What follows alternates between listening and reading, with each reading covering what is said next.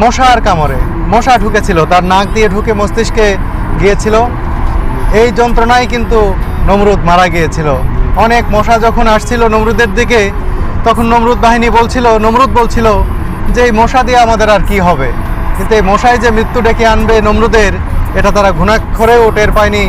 শুধু নমরুদ নয়, নমরুদের বহু সেনা মারা গিয়েছিল মশার কারণেই।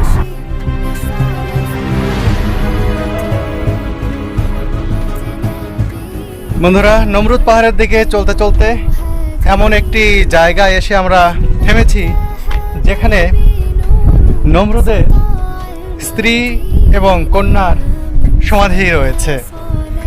নমরুদের স্ত্রী এবং কন্যার সমাধি দেখানোর পরেই আবার আমরা রওনা দেব সেই নমরুদ পাহাড়ের দিকে, যে পাহাড়ের চূড়ায় রয়েছে অনেক মূর্তি, বিশাল বিশাল অদ্ভুত আকৃতির সব মূর্তি।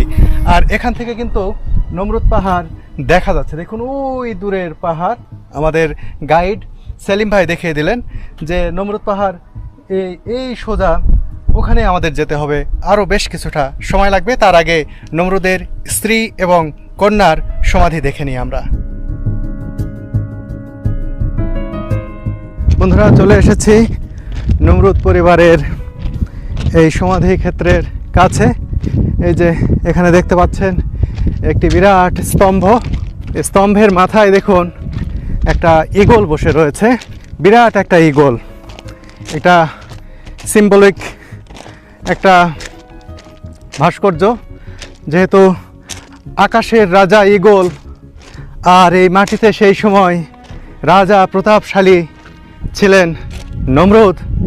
সেই জায়গা থেকেই, সেই সিম্বল হিসেবেই কিন্তু এখানে এই ঈগল পাখির ভাস্কর্য স্থাপন করা হয়েছে। এই দেখতে পাচ্ছেন যে স্তম্ভ রয়েছে, স্তম্ভের মাথার উপরে।